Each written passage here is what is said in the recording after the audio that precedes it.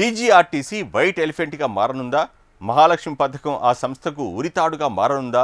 అప్పట్లో నగర రోడ్లపై ఆర్టీసీ బస్సులు తిరిగేవి అని చెప్పుకునే పరిస్థితి రానుందా? ఉచిత బస్సు ప్రయాణంతో ఆక్యుపెన్సీ పెరిగితే ఆర్టీసీ లాభాల బాటలో ఉన్నట్లా? కనిపించని ముప్పు ఆర్టీసీని కబలించబోతోందా అంటే అవుననే అంటున్నారు ఆ సంస్థ కార్మికులు. ఇంతకీ ఆర్టీసీకి వచ్చిన ముప్పేంటి? ప్రభుత్వం ఎలాంటి చర్యలు తీసుకోనుంది? Watch the story. TGS RTC ప్రజలపై అధిక ఆర్థిక భారం పడకుండా నార్మల్ ఛార్జీలతో ప్రయాణాన్ని అందించే సంస్థ. తెలంగాణ ఆర్టీసీకి ఎంతో ఘన చరిత్ర ఉంది. తొలుత 1932లో Nizam state rail and road transport డిపార్ట్మెంట్గా స్థాపించబడింది.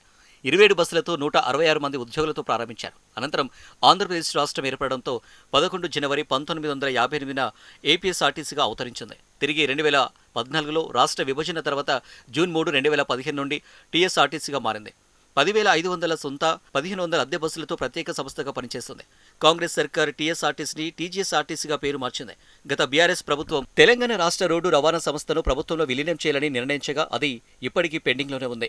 ఆర్టీసీ అంటేనే నష్టాలు అన్నట్టుగా గత కొన్నేళ్లుగా పరిస్థితి మారింది. అయినా ప్రజలకు రవాణా సదుపాయం కల్పించాలనే బాధ్యతతో బస్సులను నడిపిస్తుంది.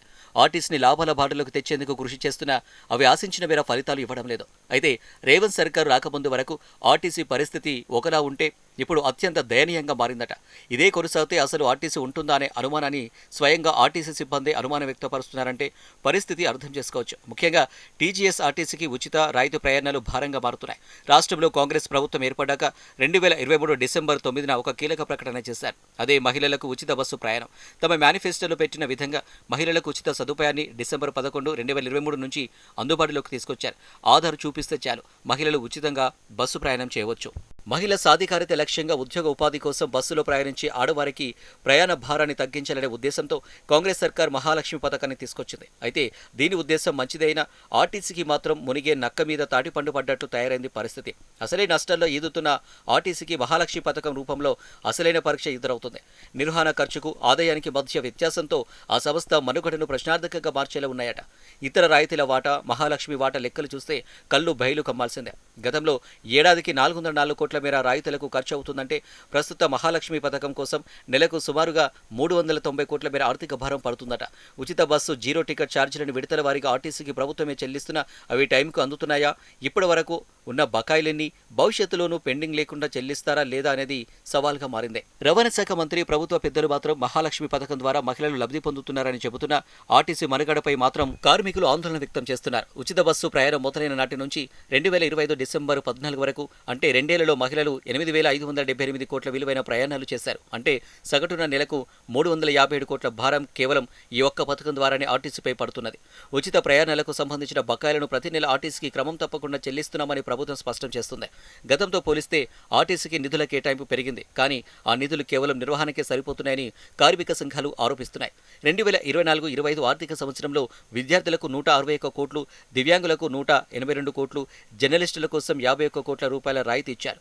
స్వతంత్ర సమరయోధులకు 49 లక్షలు, ప్రజాప్రతినిధులు ఇతరులకు 2.25 కోట్లు, పోలీస్ అమరవీరుల కుటుంబాలకు 67.5 లక్షలు, కిడ్నీ వ్యాధిగ్రస్తులకు 3 కోట్లు, ఎన్జీఓలకు 1.45 కోట్లు, ఇలా మొత్తం 404 కోట్ల రూపాయల రాయితీలను ప్రతి ఏటా ఇస్తుంది. ఈ రాయితీ నిధుల చెల్లింపులో ఆర్టీసీకి సర్కార్ కొంత బకాయి పడింది. వీటికి తోడు ఆర్టీసీ సిబ్బంది భవిష్య నిధిని వినియోగించుకున్నారు. అలాగే డీఏలు పెండింగ్లో ఉన్నాయి. మొత్తానికి ఆర్టీసీ నిర్వహణ భారంగా మారడంతో కార్పొరేషన్ కింద కొత్త బస్సులు కొనుగోలు, సిబ్బంది భర్తీ తగ్గిందని, దాంతో తమపై పరిభారం పెరుగుతుందని ఆర్టీసీ సిబ్బంది ఆరోపిస్తుంది. రాష్ట్ర వ్యాప్తంగా దాదాపు 10,000 బస్సులుంటే ఇందులో 3,200 బస్సులు గ్రేటర్ పరిధిలోనే ఉన్నాయి. మహాలక్ష్మి పథకం వచ్చిన తర్వాత ఈ బస్సులు విపరీతమైన రద్దీతో నడుస్తున్నాయి. దీంతో ఓఆర్ పెరిగింది. మహాలక్ష్మి పథకం రాకముందు ఆర్టీసీలో ఆక్యుపెన్సీ 55 నుంచి 65 వరకు ఉండగా ఇప్పుడు 95 నుంచి 110% వరకు చేరుకుంది. దీన్ని రవాణా శాఖ మంత్రివర్యులు ఓఆర్ పెరిగింది, ఆర్టీసీ దూసుకెళ్తుంది అని ప్రతి ప్రోగ్రాంలోనే చెబుతున్నారు. అయితే ఓఆర్ పెరుగుతుంది కానీ ఆదాయం పడిపోతుందనే విషయాన్ని మర్చిపోతున్నారు ఆర్టీసీ పెద్దలు, మంత్రివర్యులు. 2026-27 ఆర్థిక సంవత్సరంలో 680 కొత్త బస్సులు కొనుగోలు చేయాలని, వీటి కోసం 241 కోట్లు అవసరమని ఆర్టీసీ అధికారులు కోరారు. బస్టాండ్ల నిర్మాణం, కొత్త డిపోలు, రుణాల చెల్లింపుల కోసం మరో 855 కోట్లు కోరింది. మౌలిక వసతులకు సంబంధించి 442.61 కోట్ల ప్రతిపాదనను ప్రభుత్వం ముందు పెట్టినట్లు సమాచారం. మరి వీటి పట్ల ప్రభుత్వం ఎలా స్పందిస్తుందో, లక్ష్మీ పథకం రాబోయే రోజుల్లో ఎలాంటి మలుపులు తిరుగుతుందో వేచి చూడాలి. ఏది ఏమైనా రైతులు హద్దులు దాటితే వ్యవస్థల మనుగడ దెబ్బతినే అవకాశం ఉందనేది నిపుణులు చెబుతున్నారు. మరి ఆర్టీసీని బతికించేందుకు ఎలాంటి ప్రయత్నాలు చేస్తారో చూడాలి.